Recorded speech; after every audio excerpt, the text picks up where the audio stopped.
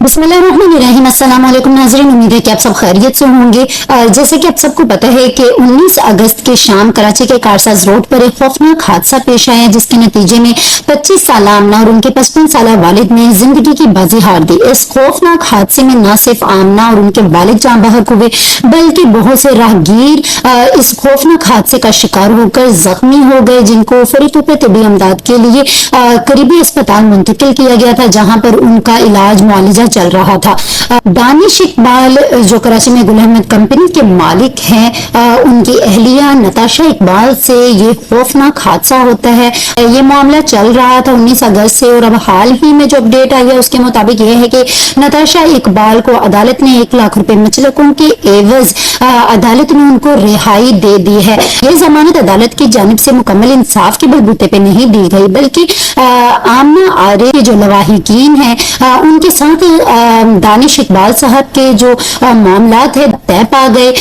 उसके मुताबिक दानिश इकबाल ने आमना आरिफ के घर वालों को 5.5 करोड़ रुपया दिया। इसके साथ ही जो जख्मी हुए हैं उनके भी तमाम तर इलाज और मुआवजे की जो जिम्मेदारी है वो दानिश इकबाल ने उठाई और उनका इलाज मुआवजा हो रहा है।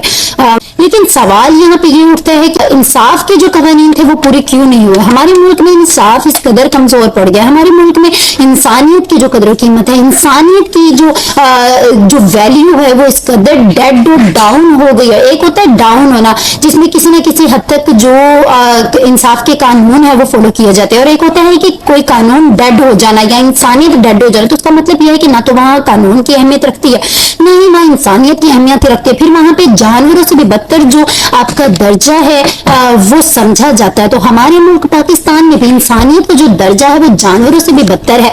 बहरहाल ये मामला यहीं पे खत्म हो गया है। नताशा इकबाल एक ज़हनी मरीजा करार देकर रिहा हो गई है, लेकिन नताशा इकबाल हकीकत में ज़हनी मरीजा नहीं है। हकीकत में हमारा कानून ज़हनी मरीज है, हकीकत में हमारे मुंसिफ ज़हनी मरीज है, हकीकत में हमारी अदलिया ज़हनी मरीज है, हकीकत में हमारी हुकूमत ज़हनी मरीज है, और हकीकत में हमारी आवाम ज़हनी मरीज है, जिन्होंने आमना आरिफ और उनके वालिद को इंसाफ दिलाने में नाकिस कारकर्दगी का मुजाहिरा किया। अगर आवाम मुकम्मल तौर पर प्रोटेस्ट करती, आवाम आमना आरिफ के लवाहिकीन के साथ खड़ी होती और उन्हीं के जो फैसले हैं उनको ना मानती, नताशा इकबाल को इस पर मुकम्मल सजा होनी चाहिए थी, चाहे फिर उनकी अपनी ही जान क्यों न जाती। लेकिन उन्होंने 2 जानें निकली थी, जिस पर उनको माफ कर दिया गया, एक पागल करार दे दिया गया, एक ज़हनी मरीजा करार दे दिया गया।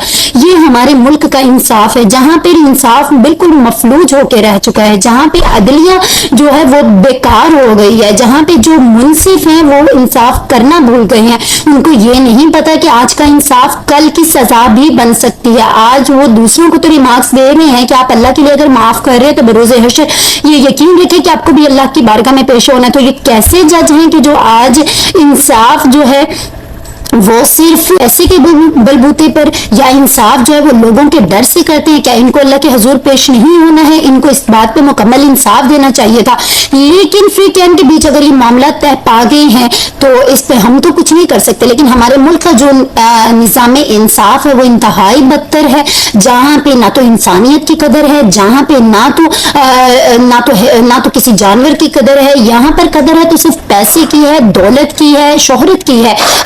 लेकिन दुआएं कि अल्लाह ताला मेरे मुल्क में ऐसा निज़ाम अदल कायम करे जैसा सऊदी अरेबिया में, ऐसा निज़ाम अदल कायम करे जैसा स्विट्जरलैंड में, जैसे बाहर की मगरबी रियासतों में। मगरबी रियासतें हमसे काफी हद तक बेहतर है। सऊदी अरेबिया में भी एक वाकया पेश आए थे जिसपे एक सऊदी शहजादे ने एक लड़की का मर्डर कर दिया था, जिसके बाद उसके घर वालों ने प्रोटेस्ट किया था और उस सऊदी शहजादे को सजाए मौत दिलवा कर ही दम लिया था।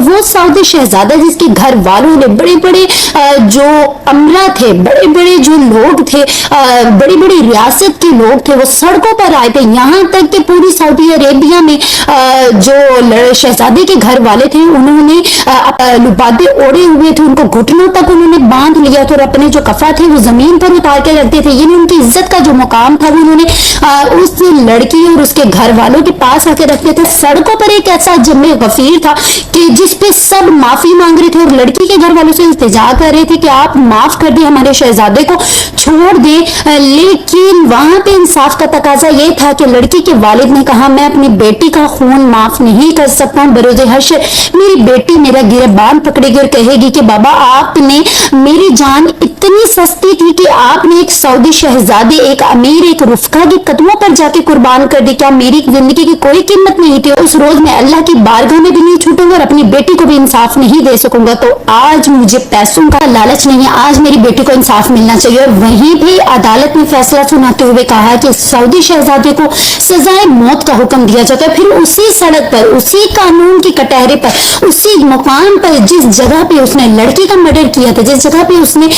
इंसानियत को मनो मिट्टी तले दफन किया था, वहीं पे उसकी अपनी जान भी मनो मिट्टी तले दफन हो गई। वहां पे सरेआम उस सऊदी शहजादे को फांसी दी गई थी और इबरत का निशान बनाया गया था। ये इंसाफ हमारे मुल्क में होना चाहिए, जो कि अफसोस की नहीं है। हमारे मुल्क में तो इंसाफ यहाँ पे आ गया है कि चोर जो है वो हुकूमतें चला रहे हो, जो डाकू है वो तबलीग कर रहे हैं। आए कि अल्लाह ताला हमारे मुल्क को इस्लाम के कानून पर अमल पैरा होना नसीब फरमाए और इसके जो हाकिम है उनको इस्लाम फॉलो करना सिखाए, अमली तौर पर, प्रैक्टिकल तौर पर इस्लाम फॉलो करना सिखाए। साथ ही मुझे इजाजत दीजिए, अल्लाह हाफिज़।